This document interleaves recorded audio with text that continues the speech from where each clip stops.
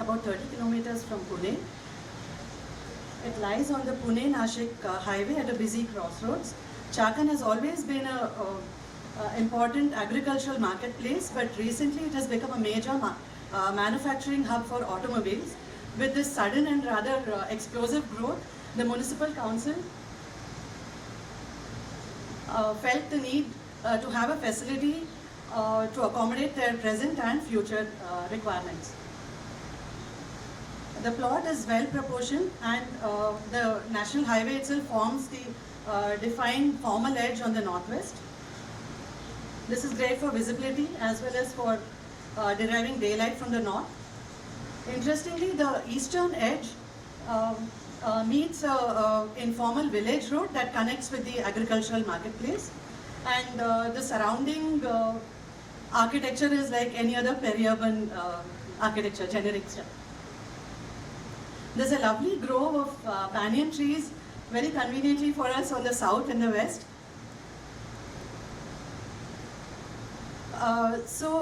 In the process of design evolution, we felt that actually creating the linkage between this informal edge and the formal edge, as also creating a definitive sense of arrival into the site would be important, crucial factors. So the local political leaders, of course, wanted an iconic building to make a statement, but we felt that this project had the potential to become a vital democratic public place. Chakan is located at around 18.5 degrees north latitude, which means the sun travels north for a very short period of time. And it has relatively moderate climate except for the months of March, April and May, and the monsoon takes over after that. Wind is available almost throughout the year, and so I truly believe that it's not very difficult in this climate to design a building based on solar passive architecture to have a naturally ventilated, well daylit and comfortable living environment. So this is the most suitable built form for this kind of a climate, where you have a narrow floor plate which is with a predominant north exposure for deriving daylight with minimum heat ingress, and you have much lesser surface areas on the east and west, and you also shield the south. The prevailing wind direction, which is predominantly westerly, is of course it poses a bit of a challenge for us, because to ventilate the building we need to get the wind in, but the direction of maximum heat gain is also from the west. So this is sort of the organizational logic that we came up with. The areas with maximum occupancy, which are the office spaces, the departments, would actually occupy the north-facing blocks, 2 parallel blocks, and the wing that would house the political representatives who would have maximum public interface would be located as close to the entrance as possible at the lower level. And this is how it is manifested. These are all open plan, column-free spaces that we've planned, which can be reorganized based on the requirements of each department. A ramp gently curves up to the entrance, from where this central walkway takes over, and this transverses the entire length of the building, and it really knits together every part of the building. It's shaded by means of an earthy terracotta jali, especially on the south side. And this can actually transform into informal interaction spaces, breakout spaces for the occupants as well as the visitors. A series of shaded, comfortably scaled courtyards actually form restful public spaces within this building. So this is what we conceived that the spaces could look like. This is the vertical organization of the building, where the north block is only 2 stories high and the south block is 3 stories high. And there is a stilt parking which is below these departments. So coming to the form of the building, this definitely needed to be differentiated and to state its purpose as a public building. However, it also had to look open and approachable, and as appropriate for a visiting farmer as to an industrialist coming there. So we chose to go with the form of an open, lofty, airy portal, in which the building, the actual building is loosely placed within, and making it porous enough for the wind to be channeled through these portals into the interior spaces and the courtyards. and this is how it was conceived to be. The building sits firmly on the ground, it's tied to the ground, not only by its horizontality but also by the stepped terraced landscape that we've created as a plinth, as an accentuated plinth. But the profile of the roof sweeps aspirationally upwards. That's the section. The roof is slightly inclined towards the south and can take nearly 200 kWp of solar PV. The rainwater from the roof will be channeled to the water bodies forming part of the landscape, and thereon to underground storage tanks, and then on to the recharge pits. The portal walls not only play the role of setting the scale of the building, but they act as important wing walls which help to direct the flow of wind into the building by means of the principle of pressure differential.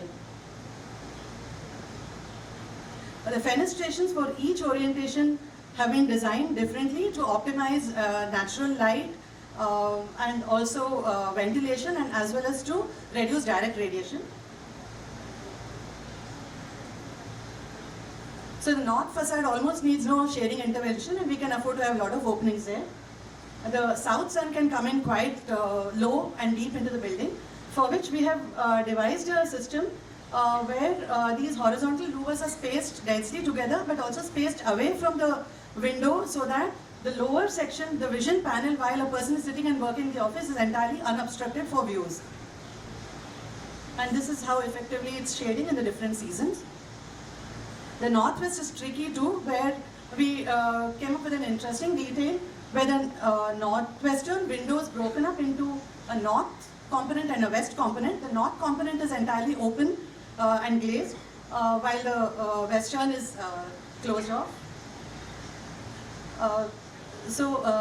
I believe that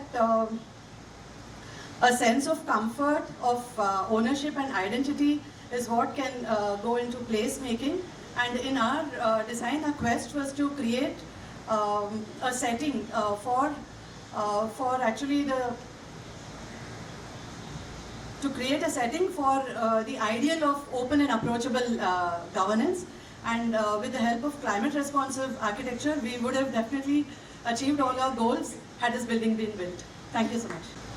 You know, this what you call the peri-urban environment, it's very strange kind of juxtaposition that we find. On one side, those small shops, little things. On the other side, the highway. And I've been on that highway, and it's quite a troubling kind of place, because you come along with big factories one after another, and so there's a clash here of two kinds of ways of thinking about what the world should be. One is the poor person's way, or the local's way, if you want to call it that, and the other is the new way. Do you think your building should in any way, or did you think about relating differently to these two? Actually, that slide came later and I wasn't able to. So on the village side, we've actually opened out the entire edge. No, opening out is one thing, right. But in terms of scale, in terms of the sort of precision of a mind working behind design, one mind,